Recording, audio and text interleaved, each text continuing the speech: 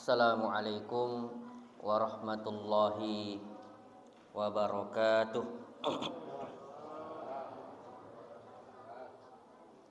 Alhamdulillahi ala ihsanih wa syukru lahu ala taufiqihi wa amtinanih. Wa ashhadu an la ilaha illallah wahdahu la syarika lahu ta'ziman li sya'nih. Wa ashhadu anna Muhammadan abduhu wa rasuluhu ad-da'i ila ridwanih.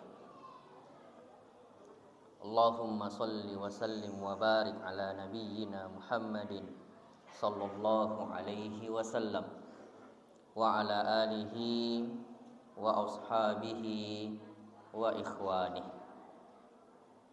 Amma ba'd.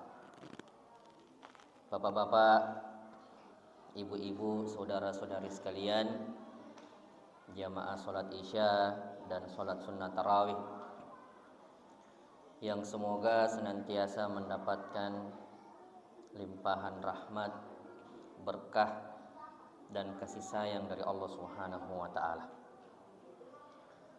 Pada malam yang berbahagia ini, insyaallah secara bersama-sama kita akan mencoba memetik hikmah dan mengambil pelajaran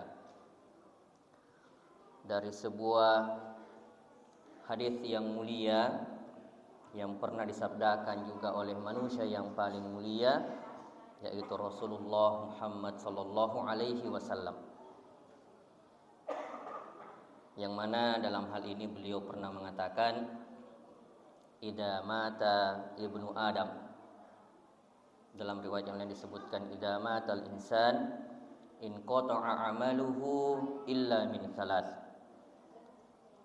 Shadaqatun jariyah aw ilmin yuntafa'u bihi aw waladin shalih yad'u lahu. Nabi sallallahu alaihi wasallam mengatakan, jika telah meninggal dunia anak cucu Adam, atau jika telah meninggal dunia manusia, maka terputuslah segala amalan-amalannya, kecuali dalam 3 perkara. Yang pertama, sedekah jariyah.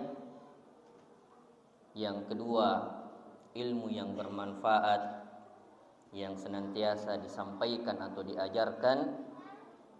Dan yang ketiga, anak yang soleh yang senantiasa mendoakan kedua orang tuanya. Dalam hadis ini, Nabi kita yang mulia sallallahu alaihi wasallam memulai sabdanya dengan memberikan informasi yang menjadi sebuah kepastian. Idza mata ibnu Adam, jika telah meninggal dunia anak cucu Adam, maka setiap kita, rela atau tidak, ingin atau tidak, masih pengen betah hidup di dunia ini atau tidak, maka kematian itu menjadi sebuah keniscayaan bagi seluruh makhluk yang bernyawa, tanpa terkecuali siapapun mereka dan apapun profesinya. Dan ini sebagaimana dengan sangat jelas disebutkan dalam banyak ayat firman Allah Subhanahu wa taala, kullu nafsin dha'iqatul maut. Dan kemudian ketika Nabi sallallahu alaihi wasallam menyebutkan bahwa ketika manusia itu nanti meninggal dunia, maka kemudian include informasi berikutnya yang disampaikan, in qata'a amaluhu, maka terputuslah segala amalan-amalannya. Maknanya adalah ketika seseorang meninggal dunia itu, maka tidak ada lagi peluang dan kesempatan untuk melakukan kebaikan, amal soleh, ketaatan, dan serangkaian ibadah kepada Allah Subhanahu wa ta'ala.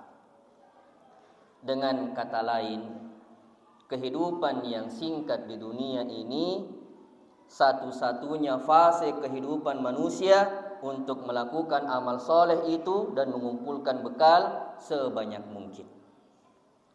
Jadi perlu dipahami Bapak Ibu sekalian, kita sekarang berada pada fase kehidupan dunia, yang mana usia kita pada umumnya itu sebagaimana yang diinformasikan oleh Nabi Shallallahu Alaihi Wasallam, a'mar ummati baina sittina aw sab'in. Umurnya umatku itu hanyalah berkisar antara 60 hingga 70 tahun saja. Maka waktu yang singkat ini disebutkan sebagai satu-satunya tempat untuk kita melakukan amal soleh dan mengumpulkan bekal sebanyak mungkin. Hal ini diwasiatkan oleh Allah Subhanahu wa taala, wa tazawwadu fa inna khairaz zadi taqwa. Dan berbekallah kalian, kata Allah, dan sebaik-baik bekal adalah bertakwa kepada Allah Subhanahu wa taala. Kemudian setelah meninggalkan dunia ini, fase kehidupan berikutnya adalah berpindah ke alam barzakh atau di alam kubur. Kemudian dibangkitkan pada hari kiamat dan melalui serangkaian prosesi kehidupan hingga kemudian berakhir jika bukan di surga, di neraka Allah Subhanahu wa taala, wa na'udzubillahi min dzalik. Maka jangan menyia-nyiakan kesempatan singkat ini yang dihabiskan dengan kelalaian demi kelalaian dan kita jauh dari Allah Subhanahu wa taala. Kemudian Nabi mengatakan illa min salas,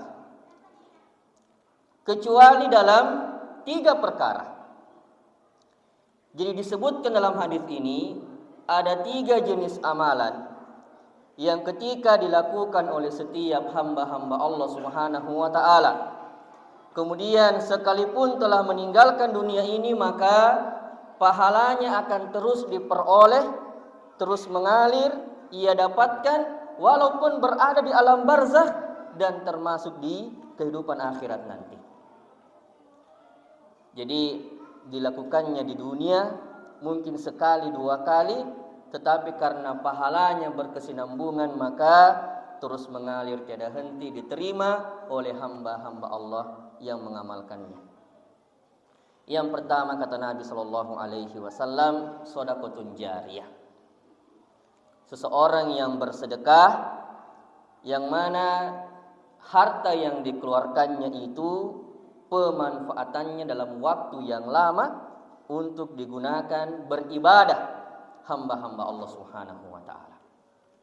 Dan yang paling sering kita dengarkan dari amalan sedekah jariyah ini adalah bagaimana seseorang mengeluarkan hartanya untuk kemudian mendirikan rumah-rumah Allah Subhanahu wa taala, untuk berinfak pada proses pembangunan masjid, melengkapi segala sarana dan fasilitas yang kemudian memberikan kenyamanan, kekhusyuan bagi setiap jamaah dan kaum muslimin secara umum yang beribadah di masjid tersebut.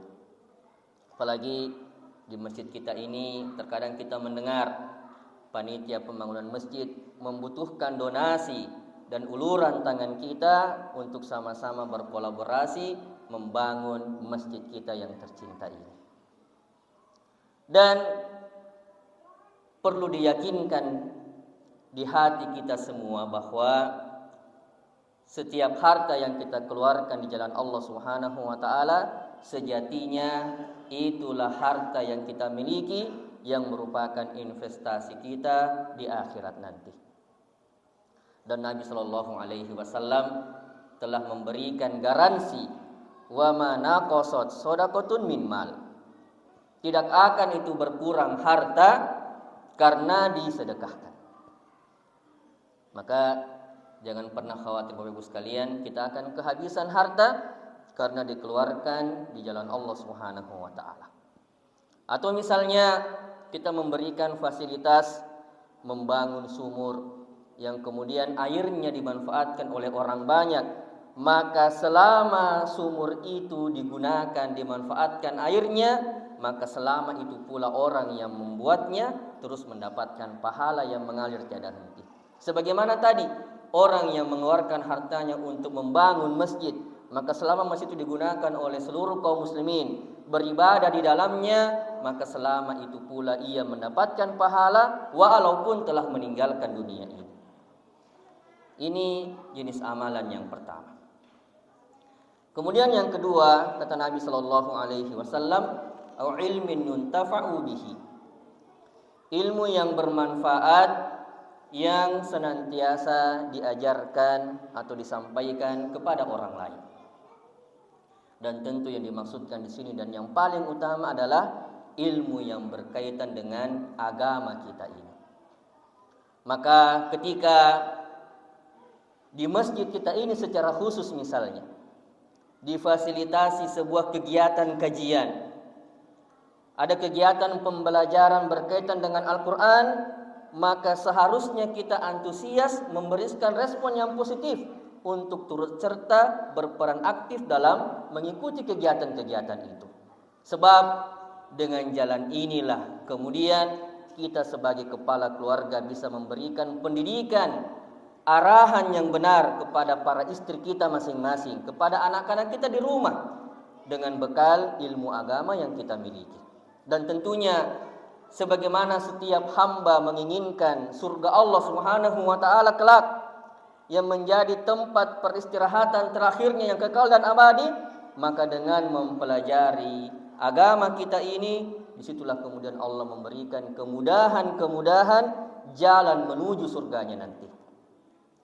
Sebagaimana kata Nabi sallallahu alaihi wasallam, "Man salaka tariqan yaltamisu fihi ilman sahhalallahu lahu bihi tariqan ilal jannah." Barang siapa yang melakukan satu perjalanan, mendatangi satu majelis ilmu untuk mempelajari agama yang mulia ini, maka dengan itu Allah akan mudahkan jalannya menuju surga. Dan surga ini milik Allah, dan Allah yang menjamin setiap hamba-hambanya yang akan dimudahkan masuk ke dalamnya dengan sebab menghadiri setiap majelis ilmu yang ada. Dan kemudian dengan disampaikannya kepada orang lain, setiap orang yang mendapatkan hidayah melalui perantaraan kita, mengajarkan mereka tata cara solat yang baik dan benar, mengajarkan kepada mereka bagaimana cara berwudu yang tepat, dan seterusnya, maka selama orang itu beribadah kepada Allah melalui sebab perantara kita, maka ia mendapatkan pahala, dan orang yang mengajarkannya pun mendapatkan pahala yang serupa tanpa mengurangi pahala orang yang melakukannya tadi.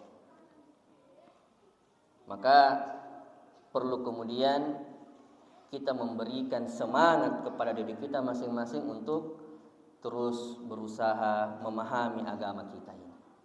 Kemudian yang terakhir yang disebutkan dalam hadis ini sebagai amalan jariyah, yaitu waladin soleh yada'ulah.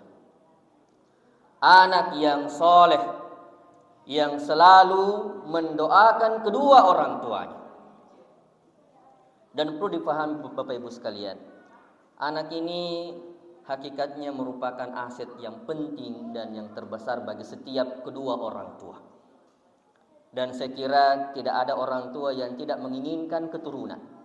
Maka ketika Allah menitipkan amanah, dikaruniai anak dari hasil pernikahan yang sah, maka itu merupakan tanggung jawab dari kedua orang tuanya. Maka dalam sebuah hadis disebutkan, kullu mauludin yuladu alal fitrah fa inna abawahu yuhawidanihi aw yunasiranihi aw yumajjisanihi. Sesungguhnya setiap anak itu lahir dalam keadaan fitrah, suci. Namun kedua orang tuanya lah yang menjadikan anak itu Yahudi, Nasrani, dan Majusi. Dengan kata lain, lingkungan dan pendidikan yang diberikan kedua orang tua kepada anak-anak mereka yang menjadi sebab terbentuknya karakter anak yang memiliki kepribadian yang soleh. Dan kita semua tentu tidak menginginkan anak-anak kita tumbuh menjadi orang dewasa kelak, namun tidak mengenal siapa Tuhannya, siapa nabinya, dan apa kewajibannya sebagai seorang muslim. Belakangan ini kita melihat, khususnya di masjid kita ini, alhamdulillah anak-anak kita memiliki semangat untuk datang ke masjid. Namun yang disayangkan ketika motivasi mereka untuk datang ke masjid hanya untuk dijadikan tongkrongan bermain game di tempat yang penuh dengan keberkahan ini. Dan lebih menyedihkan lagi ketika setiap kita orang tua, baik orang tua nasab ataupun orang tua di lingkungan mereka, bersikap apatis akan keadaan tersebut. Tidak peduli. Seolah ada pembiaran anak-anak kita di masjid, tetapi yang dilakukannya hanya untuk perkara-perkara yang melalaikan dirinya dari apa yang seharusnya ia pelajari tentang agamanya ini. Maka sudah seharusnya ini menjadi kepedulian dan perhatian kita bersama, agar kelak di akhirat nanti ketika kita mendahului anak-anak kita di kehidupan mereka, selalu ada doa yang senantiasa dipanjatkan untuk kedua orang tuanya atas hasil didikan dan arahan yang positif yang diberikan selama hidup di dunia ini.